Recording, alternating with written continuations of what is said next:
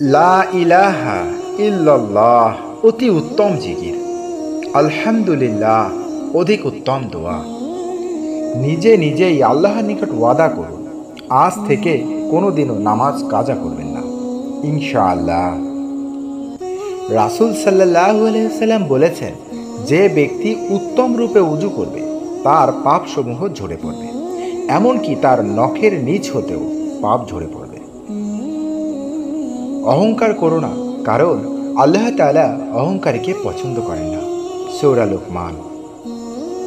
মহানবী হযরত মুহাম্মদ সাল্লাল্লাহু আলাইহি ওয়াসাল্লাম বলেছেন, যে ব্যক্তি নিয়মিত সূরা ওয়াকিয়া তেলাওয়াত করবে তার কখনো রিজিকের অভাব হবে না।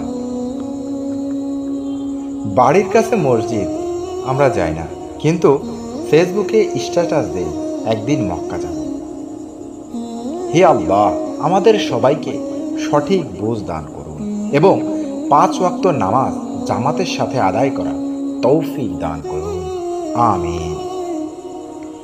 নিশ্চয়ই নামাজ মানুষকে সকল অশ্লীল কাজ থেকে বিরত রাখে। যে সূরা কাহাফের প্রথম 10 আয়াত মুখস্থ করবে সে দাজ্জালের ফিতনা থেকে নিরাপদ থাকবে।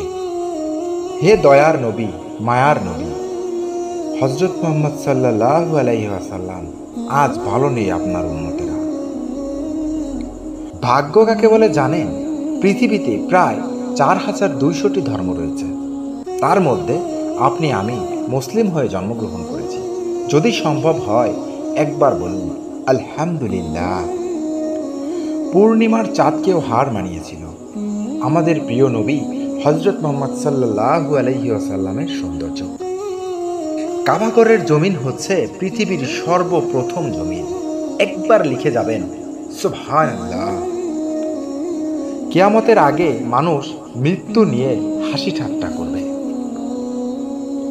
জান্নাতে যেতে লাগে না কোনো বিমান, যদি থাকে পারফেক্ট ঈমান। আল্লাহ মাঝে মাঝে বিপদ দেন, কারণ তিনি চান আপনি তার দিকে ফিরে আসুন। দেরি করে ঘুমাতে নিষেধ করেছেন আমাদের প্রিয় নবী হযরত মুহাম্মদ সাল্লাল্লাহু আলাইহি ওয়াসাল্লাম।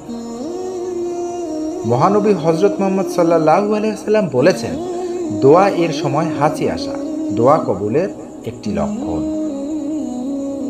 বিনামূল্যে শান্তি বিতরণ করা হয় সেই জায়গায়, সেটা হলো মসজিদ। বিশ্বনবী যখন কোনো রাস্তা দিয়ে যেতেন দুই পাশে সুগন্ধ ছড়িয়ে পড়ত। যদি সম্ভব হয় একবার লিখে যাবেন সুবহানাল্লাহ। টেনশন দূর করতে নেশা নয়, 5 ওয়াক্ত নামাজই যথেষ্ট। ফ্যামিলি বলে আগে প্রতিষ্ঠিত হও তারপর বিয়ে করো।